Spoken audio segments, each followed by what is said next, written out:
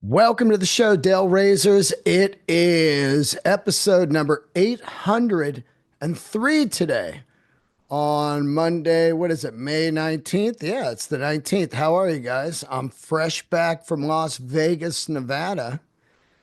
Before I get into the show, I just want to give a reminder. All of you right now have been tuned in for about a minute. Press pause, go to iTunes and leave a review for the podcast and subscribe to it. Hit the stars, type in a little fucking review, and let's blast it up. It's been a while. I got one right here.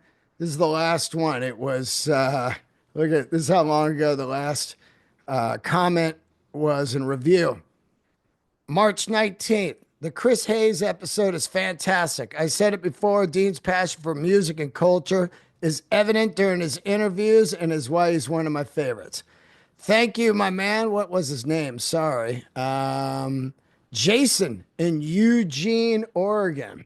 Gertie just went outside. She found a little spot of sun out there. Beautiful day today in Los Angeles. I'm just coming back from doing 14 shows at the Comedy Cellar and, getting some work done. It's a long process, writing tons of new jokes and then getting them out there and seeing what's working. It was an interesting weekend in Las Vegas. It was the same time as the Electric Daisy Carnival, which is the big DJ rave drug fest. Get your ecstasy on and your boom, boom, boom, boom, boom. And man, that thing had 550,000 people out there, grossed $385 million. So I'm just happy that people are out going to do something. I'm not one of those people, that ain't music, because that's just insane. When I was young, and metal came around, the older people were saying, that ain't music. So, whatever your thoughts are on DJs and all of that shit, it doesn't matter because you're old and it's not for you. That's just the truth, As I was looking at their outfits, there was a lot of half naked people in there in the casino. The Rio Hotel was totally sold out. So right around 6 o'clock every evening, they were getting ready to take the buses out to the Speedway where I usually go and drive all kinds of exotic cars at Dream Racing. Dream Racing's closed for about a month every year during this time because that's where the EDC is held.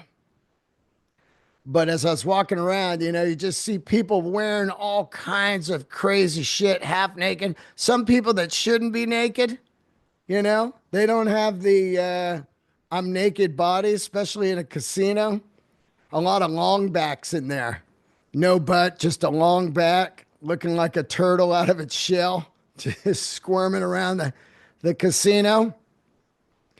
But it made me think about back in the day when I was wearing stuff and people would look at you like, what the fuck is that guy wearing? Cowboy boots with spurs and, chains and rings and leather and skin tight, skinny jeans into the boots.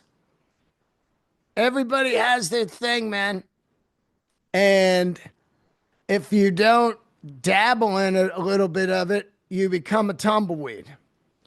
So it was really interesting to talk to some of the people, how excited they were, whatever DJs were going to press a button. That's how you look at it. They're fucking just up there pressing a button. I will tell you this right now. I don't still understand how scenes or records or specials or anything explodes in this world. You have to respect it. At some point, I was around early on in San Francisco when these raves were hitting. I believe it was like early 90s. I can't even remember the time. But you would hear about them. People are like, dude, there was a rave down in the Mission. There's 5,000 people there. They just, a DJ. And you're like, what the fuck? Of course, originating in places like Ibiza and Europe and Berlin and all that, where DJ music's been huge for years. I respect people that dig something and have a passion for it. I'm not going to trash on it because obviously, I didn't draw 550,000 people out in Vegas over the weekend. Far from it. I think I drew 550 people. I think that's what I drew. And I'll call that a win because there was no one in the casino at nighttime. I had no idea it was EDC. This is one of those things when you're booking your comedy tour, you're not looking at the entire fucking US map and going, all right, what's going on 7 days a week here every fucking, month? It's impossible. So you show up and you're like, oh, fuck, EDC, meaning normal people don't want to come to the casino because there's so many people there partying on drugs and shit that they'll go, I'll go next week. So I was pretty happy with the turnout that was there. The weekend was fantastic. The weeknights were a little light, but it was at 59 years old, it was interesting to be able to be in that the fucking feel of the energy of those people and how excited they were. It's like the same people that shit on Coachella. Never been. Coachella, fucking dumb. It's not, man. When I was young, I went and did everything I could just to kind of take it in. Drive thousands of miles on a motorcycle and camp under the stars for the Redwood Run with no proper bathrooms or food. Just drinking beer and, taking it in, or driving, 400 miles to the US Festival with no trees or water in 114-degree sun in the desert to see bands. Just, doing whatever you could to take in life. And the energy that these guys had, as much as at first you want to go like, how fucking dumb. DJs, they press a fucking button. They don't write music. They don't make music. It doesn't really matter. At least people are out in this era of fucking social media and sitting on the couch, computers and Netflix and not doing anything. At least they're out and they're engaging with each other with the glow sticks and fucking drugs. Hats off to the fucking drug dealers that were definitely out there this weekend. That's got to be their once a year trip. They go out to the desert and they make enough money to live off of for years. Just the ecstasy and MDMA and mushrooms and acid and everything. People just out there just like, what do you need, man? Taking money on their Squarespace and whatever it is, their Venmo, and here, swipe your PayPal here. Can you imagine? Just the modern dealer out there. Unreal. I can't even imagine how much drugs was sold at that thing. 550,000 people. Let's just say each one took one hit of ecstasy or whatever they're into. And let's say each one was, I don't know what it costs, $20. What does it cost? $30 something? Imagine the money. You think the fucking water people made money because there's no booze. People do not buy booze at those things. And that's been the major complaint of the last 30 years of raves. No booze sold. It's kind of it seems like booze is like your dad's animal. Young people aren't really boozers. I mean, I'm sure there are still people boozing, but it's not like the old days where you just had booze. Young people now are weed, psychedelics, ecstasy, or nothing. So, anyway, that was going down. Do yourself a favor and just YouTube EDC 2025 and look at the fucking crowds out there. The guy that puts it on is just killing it. $385 million. Let's just say he's got 100 million in expenses. He's still walking with $285 million. It's like Coachella back when it was the behemoth that's kind of died off now, but you know, double weekend sold out. Just the money, Paul Tuttle is just fucking multiple Brinks trucks. Unbelievable. Anyway, so that was the weekend. I was out in Vegas, had some fun. Went to Public US, my favorite restaurant. Got to see Alonzo Bowden. Worked with some great comedians. Alan Havey, Orlando, my man Orlando Liba, and Marsha from Night Court, who's crazy funny. Seller, always having quality comics. Um, I was hanging at Public US or Public Us every morning. That's where I go and hang out with a couple friends there that are huge car enthusiasts like me, primarily Porsche. And one of my friends bought the new Porsche Spider RS. Now they've stopped making this. This is the last year of this, and it's basically a small two-seater. It's a different shape than the 911, and I never really looked at it, never really fucked with it. It's also known as a 718, but this particular one, Matt from the Smoking Tire has one. I never really looked at them. I'm not a convertible guy, and I'm a 911 guy, but he got one, and the RS is this it's been called the greatest sports car in the last 30 years. It has the GT3 engine in this crazy two-seater. If you go to my YouTube, you can watch me drive it. The guy let me drive it, which is amazing. He had it like 4 hours. He goes, "You want to drive it?" I go, "Oh, fuck yeah, do I?" I got out on the 15, the Vegas 15, going towards Boulder City, which I love Boulder City.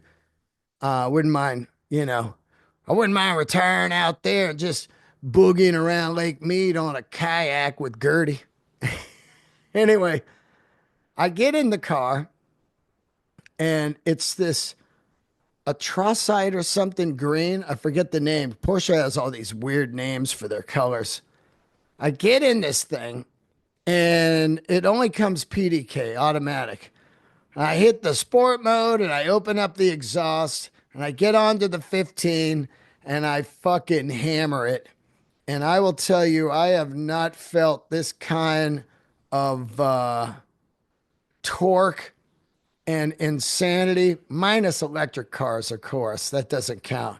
But for a naturally aspirated six-cylinder car, this was the fastest car I've ever drove. And I've drove some Ferraris out at Dream Racing, some 720Ss, McLarens, the GT2 Porsche, which is crazy fast. But this thing was fucking dynamite. It was a cannon. And the sound of it, man, the sound was just, like I was such a Mopar muscle car guy for years, and it just doesn't even compare. I was one of those guys that loved Porsche and I loved Mopar.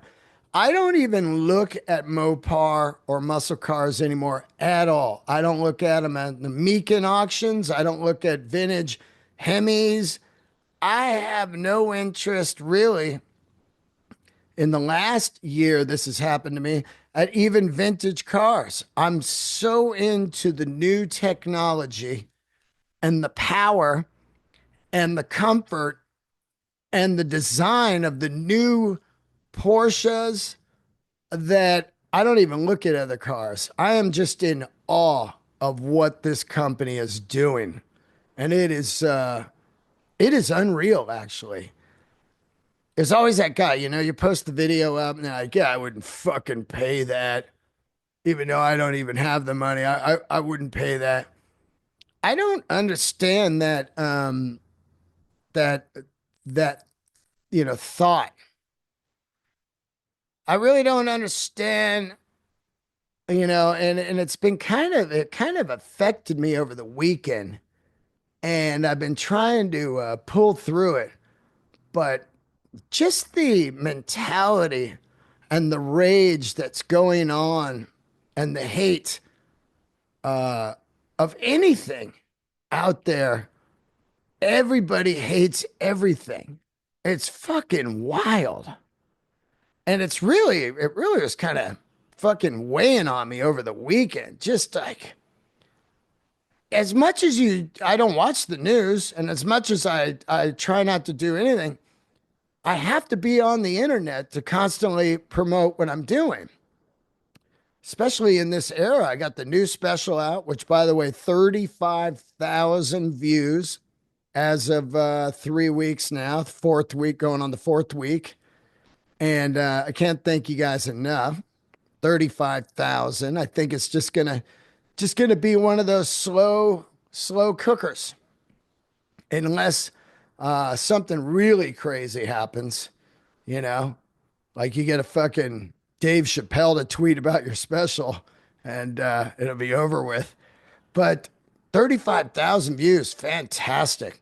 But the big story is, I've said it last week before, is over 4 million views of the clips.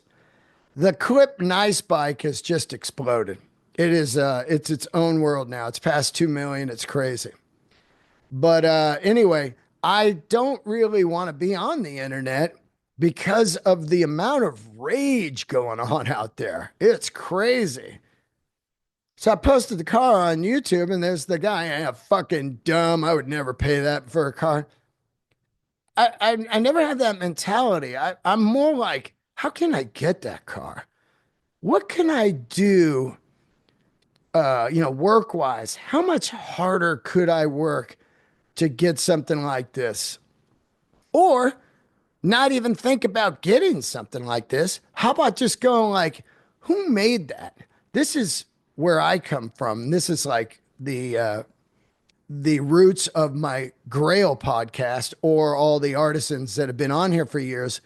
I think about who designed that, who made that, what did it take to engineer that engine, what does the Porsche factory have coming next, who are the guys that were secretly behind this car for years before it even came out.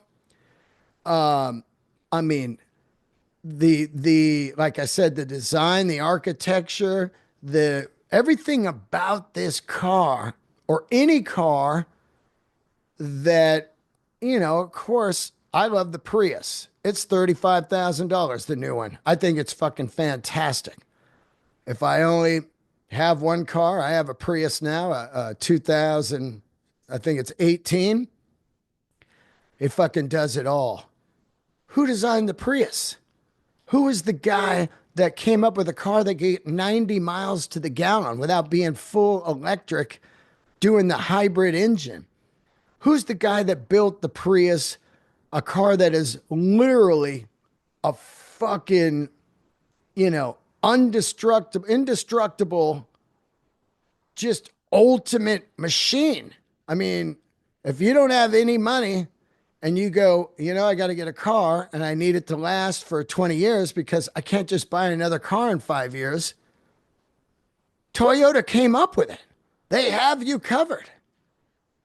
I mean, there's Priuses out there right now that have 200,000, 250,000 miles on them. There's these Uber guys that are driving these cars. They never break. Who are those people? Anyway, my point is, I'm in awe of whoever creates these insane machines like the Porsche GT3 911 or this RS Spider.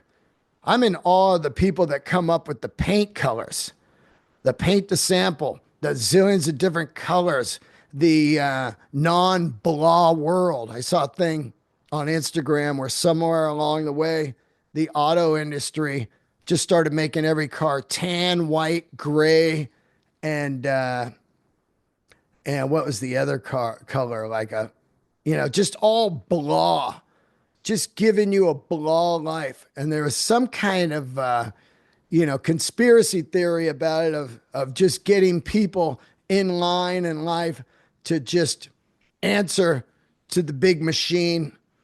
We don't want you excited. We don't want people to be, inspired by colors and beauty. Just make everything blah. Shut them down. Shut down their dreams and their aspirations. And anyway, yeah, man, it's kind of weighted on me. I knew what was coming. I knew when I posted the video. I know whenever I post a video, a pair of boots that cost $800, fuck. But it weighs on you after a while of just like, it doesn't really affect me each day as far as I get up and I go for it. I get up there and I go for the dream every day. And it's how I get out of bed. It really only more affects me of like how awful humanity has gotten. How fucking what a bummer people are. Like there's that many people in the world that are just angry. And it's definitely, like they say, it's stuff in the food and not exercising and not going for your dreams. That'll tear you up, not going for your dreams. That is exactly what I've been doing all my life. And that is why I don't even fucking phase on any kind of negativity towards anything I do as far as comment wise. It's just like, yeah, yeah, whatever you say, bud. Let's talk a little bit about the big news over the weekend, which was Josh Freese, personal friend of mine, getting fired from the Foo Fighters out of nowhere. Now, look, Josh is a great friend of mine. And I texted him and said, all good, man. A guy of Josh Freese's level, I guarantee the second they announced that, or he announced that he was fired, there's like 30 projects putting him on speed dial. Like, oh, fuck, man, I thought you were with Foo Fighters. You want to do this, that. And Josh has been killing it since he was like, I don't know, in his teens, playing at the highest fucking level and one of the best guys to have around. Now, obviously, I didn't ask him what happened because that's just not what I do. I'm not a gossip type of podcast or a clip oriented, get the dirt type of podcast. I never really been that because, that's geared around selling advertising. I haven't had a podcast ad in, I don't know, maybe 2 years. I do this thing 100% fucking free. I could easily chop up all my podcasts and try to find little dirt minutes in there and get clicks. Never been about that. Most of these people are my friends. They will tell me stuff off the mic, or they won't tell me stuff off the mic. Usually they will, and I just keep that to myself. And that's probably why people will talk to me, because they know I'm not going to post it. I'm not one of those guys like, I ran into fucking such and such over the weekend and what he told me. You don't want to do that. These are personal friends and you're having personal conversations with them. But I will tell you this. It is amazing how he is handling it. from what I understand, and everybody else. It just came out of fucking nowhere. And then, you know, you sit there and you go, well, what the fuck happened? So Josh, who I've known since we were in our early, maybe late teens, early 20s, late teens, I guess. I first met him. I know he's one of the funniest fucking guys I've ever met. And I know he's definitely not only is he one of the best drummers, but he is that drummer mentality that comes all the way back to Keith Moon. Likes to do pranks, likes to film funny shit. There he was at the Perfect Circle shows, dressed as a plant, on the stage, and then just arriving up last year, and people are, whoa, what the fuck he was doing in the hallways and shit. That's the kind of stuff he loves to do. He's a prankster.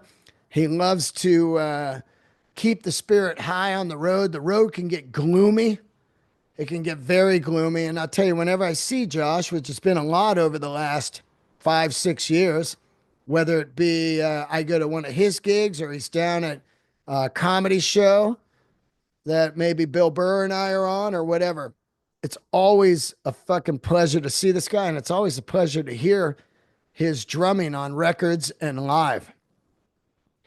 And, Foo Fighters definitely picked the right guy. Now, whatever their thoughts are, I've also been on the other side where you get the ultimate drummer and maybe it just doesn't feel good for you. I don't think that was the case with Josh. I think there's maybe some kind of secret stuff going on. Maybe they have something else going. Maybe they're going to get Zack Starkey from The who got fired 2 times in a few months from The Zack Starkey, another fantastic drummer that I guess had some health problems for a minute and then got him all cleared up and can play no problem.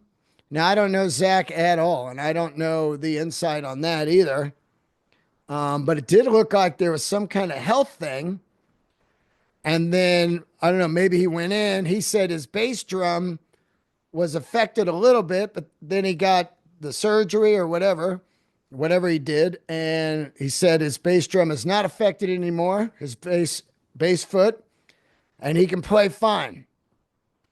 I also know that Bill Ward has said that he could play fine, and I saw him at a Bonzo Bash, and he was in a wheelchair. So I don't know what was going on with him.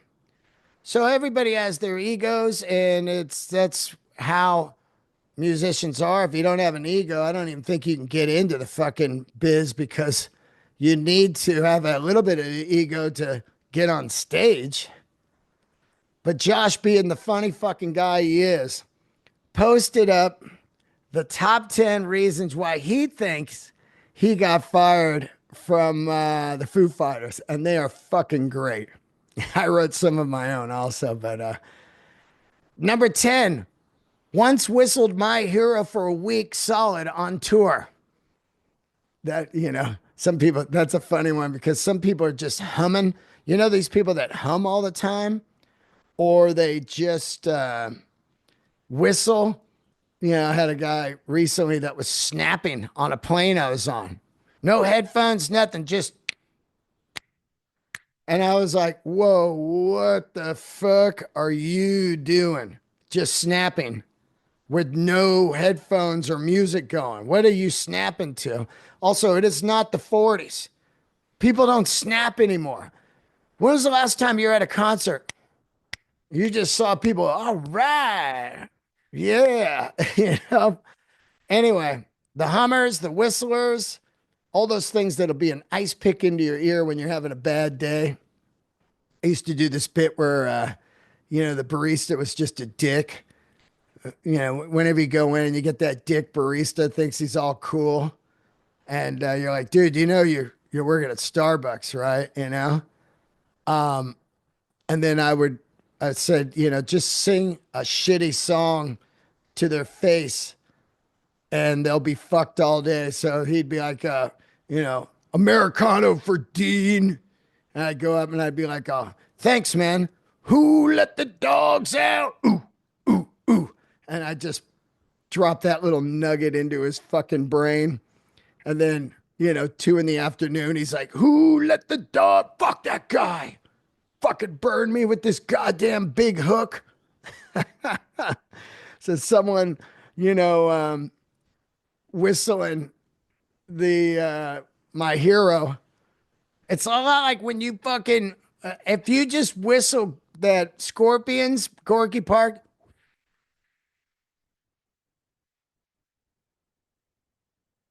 now you're fucked today. When you listen to this podcast, you're gonna be whistling that shit. Anyway, number 10, yeah. Number 9, could only name one Fugazi song.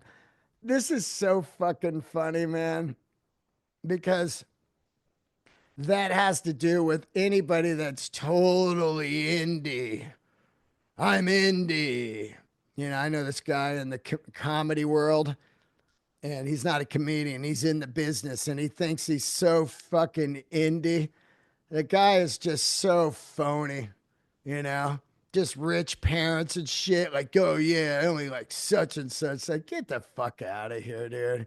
Yeah, everybody likes Radiohead, dude. All right? That's not a stretch, you know? Find something indie.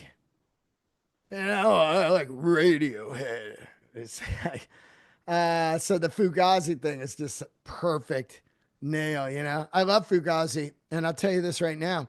Couldn't name a song just because Fugazi was one of those bands that it just come on and I would always be like, oh God, this is great. Who is this? Oh, fucking Fugazi, you know?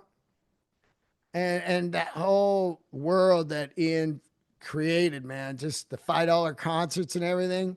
Now that guy's indie, big time. 2 words, polyrhythms. Hilarious. That's number 8. Number 7, metronome like precision behind the kit, deemed soulless.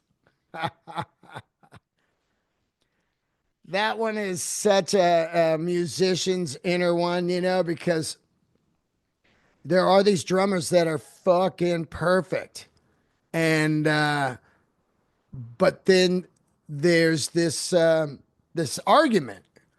Yeah, but it doesn't have the swing or the feel of the other drummer. And you're always going to be comparing back and forth. A lot of it has to do with, like, let's say, Matt Sorum versus Steven Adler, or Phil Rudd versus anybody in AC/DC.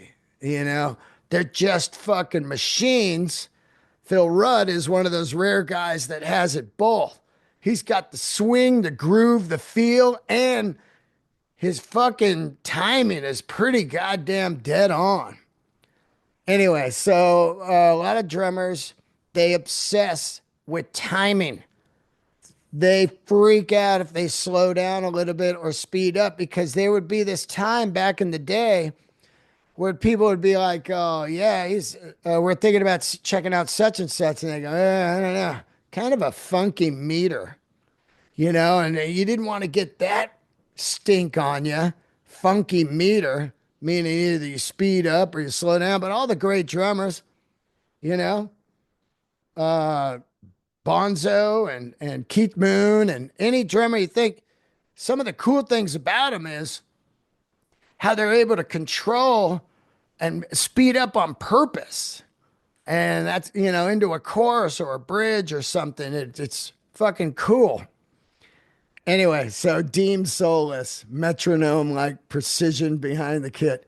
Josh is bolt. The guy is fucking, man, he plays the AC/DC killer. He gets it, man. Demanded starting every rehearsal with a 20-minute cowbell sound bath. That one's funny just because in the last 10 years, the sound baths are so big in the, like out in the desert communities and stuff and the hippie communities. Got to get a sound bath, man. Um, this one was my favorite personally. Never ever once tried growing a beard. That's I couldn't imagine Josh Freese with a beard. Hilarious. Four, didn't show up to the studio because Mercury was in retrograde. Some more of the Sunbath one. Promised Noodles, the offspring, he could be the fourth guitarist in the Foo Fighters. Two, refused to perform unless he was guaranteed a Ouija board and nunchucks after every show. Number one is great because if you know Josh, he's got those giant standard poodles. The whole poodle thing was getting to be a bit much. So yeah, man, he's having fun with it, and it was interesting because the day that it happened, he's out on tour with Perfect Circle right now, and the day that it happened, they had a day off, and him and Les and Lur and Billy all went to go see Burr on Broadway at Glengarry Glen Ross.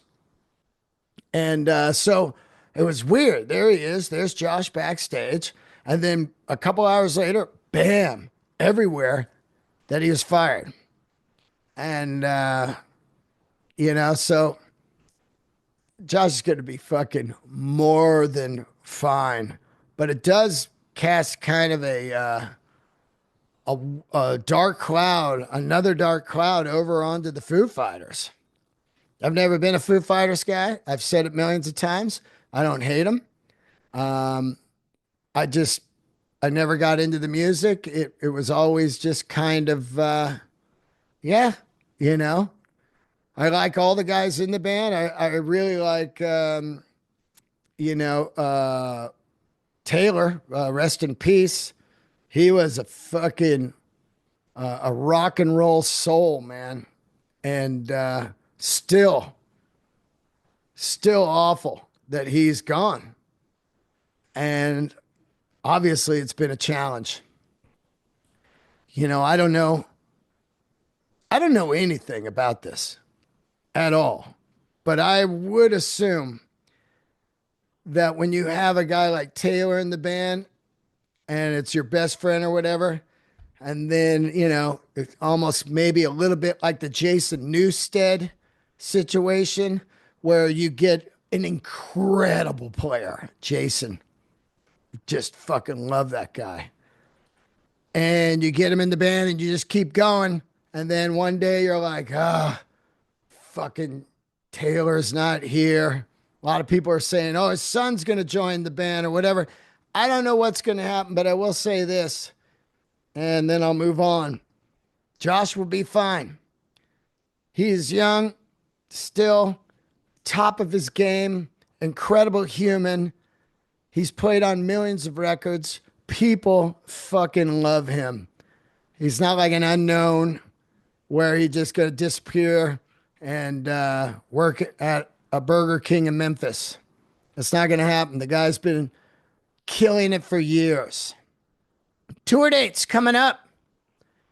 Arizona next week, 29, 30, 31. Please get tickets. This is a last minute booking at the House of Comedy. Somebody canceled. They asked me to do it.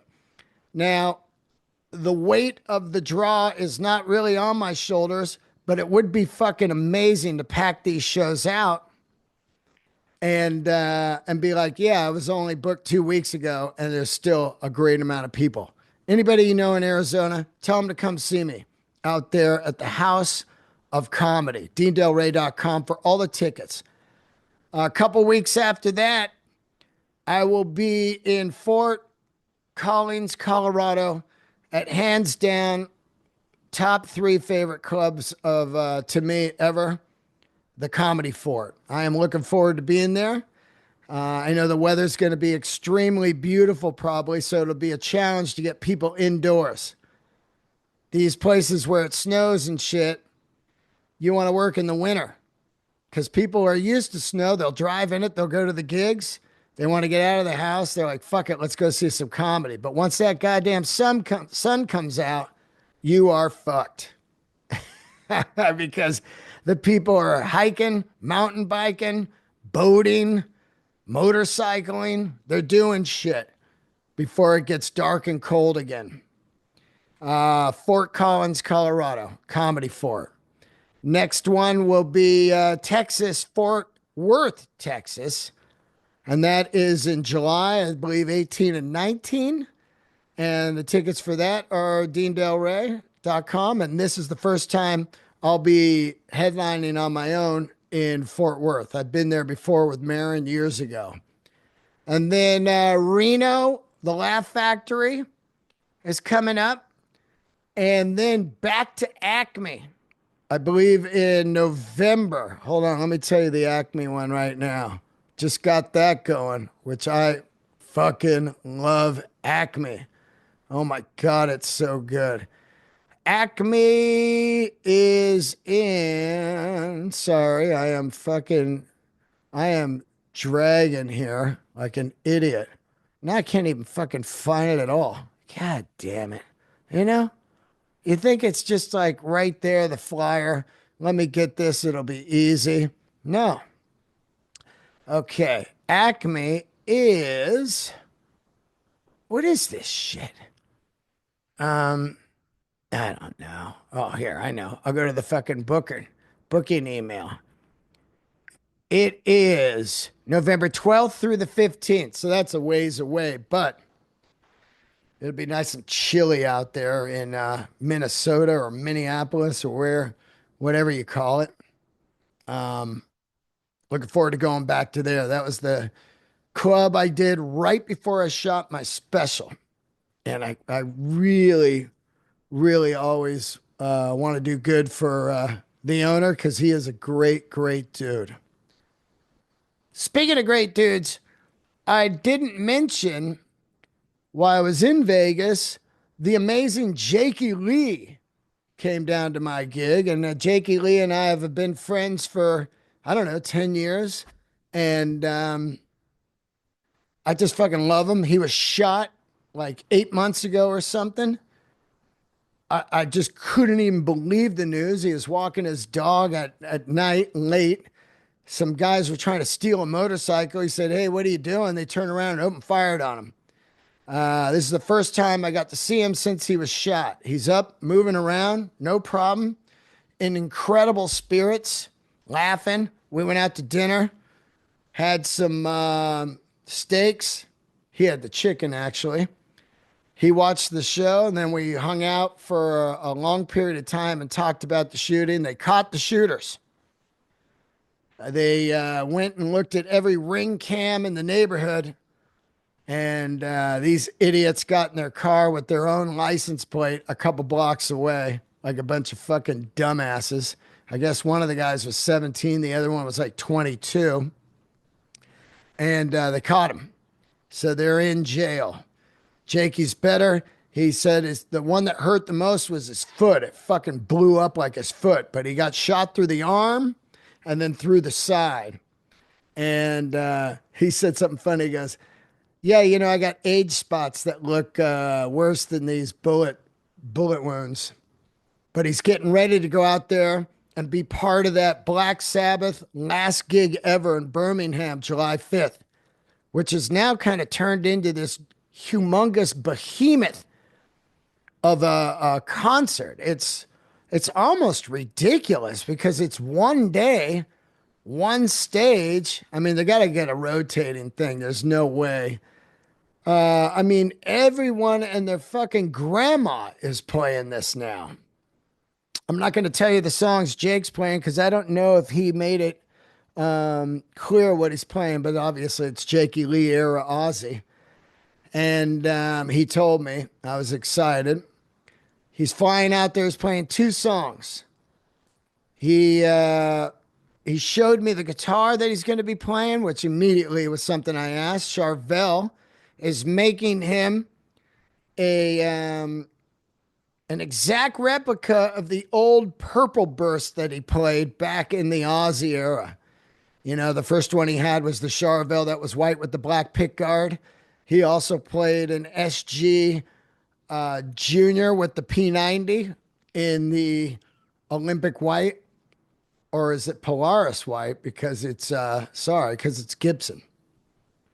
He was the first guy I really saw that was playing one of those SG, juniors. They got the special with the two pickup. They got the junior with the one pickup. He played that for years.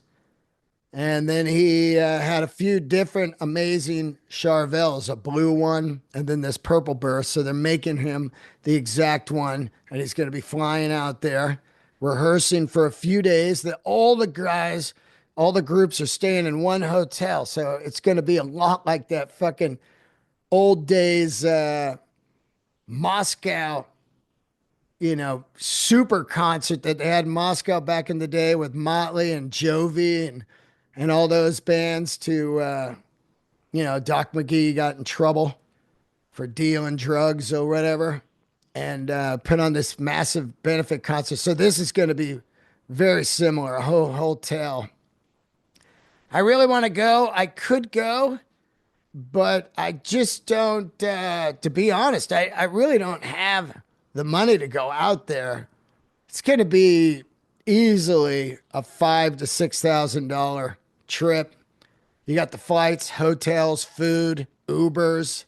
The hotels were really hard to get because Birmingham doesn't have a lot of hotels. And, like I've said many times, I'd much rather be working. Now, if I did have like a pass where I could sit on stage like a diva and just watch the whole thing and maybe interview people backstage and have some fun like that, I'd be there in a fucking minute. But that's a 4th of July weekend. It's one of the worst weekends ever to travel. And, so I'm not going. They're filming it. I'll check that out. And of course, it's going to be madness. Metallica, the great Metallica will be there, which is going to be insane. And a lot of unbelievable players. So it was great to see Jakey. And he did that cool promotion video for my special and put it up like on his Facebook and shit. It was so cool. We're at a restaurant and they happened to have an Aussie photo in the fucking restaurant. I'm like, what are the odds of this? So we filmed it in front of the photo. I just couldn't believe it. But yeah, man, he's headed out to do that, and I'm so happy for him to go out there. Last thing before we go any further, let's get into. I've had this fantasy for years of being a one watch person. I'm always like looking for the grail, the ultimate one watch. And I was talking to somebody about it. And every year or so, something comes out. And I'm like, God, I love that. And I realized it over the weekend as I went down to IWC. They got all the great watch shops in Vegas. And I burn a little time in between, comedy and sleeping, get out of the hotel and go to some of the watch shops. And so I went to IWC to see their brand new 41 millimeter, all white ceramic Lake Tahoe Top Gun. And I immediately fell in love with it. I love white watches, always loved white watches. I've worn white G-Shocks. I got the John Mayer one. I've wore white watches, all different, formations. I almost got a white Omega Speedmaster a few years ago, but it was just way too big. It was 44 millimeter. I can't stand big watches anymore. I've never really a big watch guy. I was into Panerais for a long time, but then one day I was like, you know what? Fuck big watches. To me, it's right around 38 to 40 or 41. 42 is the biggest I'll go, and it has to be like a Speedmaster where it's a 42, but really just looks like a 40. I'm not into big watches. I never was like, those big fucking, Ed Burst got that great bit on his new special about it. It's so fucking funny and true. But I just don't like big watches. I don't like how they feel. I don't like how you smack them into everything because they're big. I call them the hamburger They're like a big fucking, remember that guy, the Hamburglar, McDonald's hamburger guy, or the flame of fish, the fish wish guy. That's what it looks like on your wrist. Just one of those fucking dudes hanging off your wrist. Never been into it. So this new IWC comes out, and it came out at Watches and Wonders, and Kevin and I have slowly realized that there was so many great watches that almost would have had to be two episodes that Watches and Wonders, because they released them in a weird way this year where here's these watches. Then the next day, we do the podcast. The next day they're like, oh, and here's some more watches, by the way. Well, IWC drops this fucking Lake Tahoe. Whenever it's called the Lake Tahoe, it means it's going to be white ceramic Top Gun model. Just a time only watch with the date. It's not a chrono. They made a chrono one before that's like 44. I never got into IWCs. I never looked at them. It was a lot like that Porsche Spider. Just didn't look at them. IWC was always big. And, wasn't quite sure ever. Like, I don't really know that. But I went and put it on, and I fucking fell in love with this watch. And I'm like, oh my God, I can't be a one watch guy. I don't have a bunch of watches, but if I get some money, I'm going to have about 5 watches. And now I figured out what those watches are. And at any point in this fucking business, something could happen. Some clip could do 10 million. I could be fucking Matt Rifing it out there in the arenas. Just like, holy shit. One day I'm living in a 1-bedroom apartment. Next thing you know, I'm in fucking arenas. But I figured it out. And it's all come down in the last 3 weeks of these watches that I never really fucked with. So IWC, Tahoe, Top Gun, 41 millimeter with the date. White with a black face. Go look at it if you're a watch freak like me. Next one, the 222 Vacheron. I've, been talking about this watch for like 4 years when it came out in gold. Now it's in steel. Immediately would be on my wrist, the 222. Also known these days as kind of the Brad Pitt, because he fucking started wearing vintage ones and making those things blow through the fucking roof. Anytime Brad Pitt puts something on, plan on paying triple or more. Something could be laying around for years. Something could be $5. Brad Pitt fucking bumps into it and lands onto his t-shirt, and all of a sudden you're going like, dude, I gotta have that. Oh, well, those are, $7,500 now. Wait, they were $5. Yeah, but Brad Pitt, Brad Pitt. Brad Pitt is a goddamn fucking I wish he, bought stocks. I could find out what stock to buy right before. Some inside trading, Brad Pitt trading.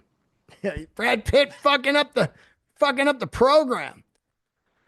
Brad Pitt ought to go the Rick Rubin route. There was that time where Rick Rubin would show up at a club to see a band, and then other people would call, Rick's down here. And then the A&R guys, they'd be like, just sign whoever he's looking at, fuck it. And they'd fuck Rick, So then Rick started going and seeing bands that were awful.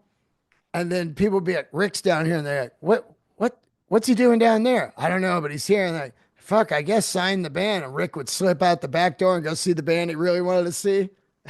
That's what Brad ought to start doing. He should just walk around like, oh yeah. He'd just grab some old dud watch that no one cares about, like a fucking, I don't know, like the Casio calculator one. Put that on, and all of a sudden those things are $8,500. Next watch, 5711 Patek. Gerald Genta, the, Grand Poobah, the masterpiece watch, and one of the greatest steel watches ever made, and absolutely the hardest to get of all time. 5711 Patek. And then This watch I'd never fucking heard of, and I follow this woman on Instagram, and I started looking. She's like, I finally got my Grail watch. I'm all, oh, let's see what it is. And it's this FP Journe Elegante. Now, FP I never looked at because they were always $1 million. And it's Kevin Christie's all-time favorite watchmaker, known to be pretty much the best. So I never looked at them. They're just way the fuck out of the stratosphere. And this watch, let me make it clear, it's not cheap. It's $20,000. And here's what's even fucking crazier. It's not even an automatic. It's a quartz watch, meaning it runs on a battery, which in the watch industry is definitely a beginner watch. So FP absolutely did something genius. He goes, I'm going to make a quartz watch, and it's going to be the greatest quartz watch of all fucking time. And he dropped it, and it completely turned the industry upside down because people are going like, what? A quartz watch? What? You're the king of automatic movements. You are the beautiful movement man. Why would you do that? And of course, makes me want it even more because he's like, why not? You know what I mean? And it is beautiful. FP Journe Elegante, 40 millimeter. Now they make a 48 millimeter supposedly for the men. Nobody wants a fucking 48 millimeter watch. So all the men buy the 40. The 40 is considered a woman's watch in FP's world, not in anybody else's world. A woman's watch is usually 34, 36. And once I was kind of DJing in Hollywood, 15, 20 years ago, I started seeing cool women wearing 40 millimeter like subs and Daytonas and stuff like that. And I was like, God damn, that is a cool woman wearing a Daytona. Anyway, so this watch really blows my mind. It's a quartz watch. It's 20 grand. You can't even fucking get it. They sell for 60 in the gray market. There's only 2 available in the world at 60. There's none out there. The list has been closed. There are none. They probably won't make any more because the list is probably just so fucking long. And this is not a mass-produced place, FP. So they make it in a dark kind of gray titanium, and they make it in a polished titanium. Polished is definitely the one I want. And then they have a bunch of colored bands. They even had fun with it. Pink, blue, orange, green, gray, black. And I was like, I would get this with the pink band and it would be over with. Unbelievable. It goes into sleeper mode like an old fucking Indiglo. Go YouTube this watch. It is so fucking cool. It goes sleep mode, and then when you pick it up, it goes to the time it is. And at night, when you turn it, you get the whole face lights up like an old Indiglo. I wore an Indiglo for years. Timex Indiglo. What a fucking trend that was for a long time. And then the last one I would own would be the Tag Formula One, the new one, which is another quartz watch. It's a solar powered.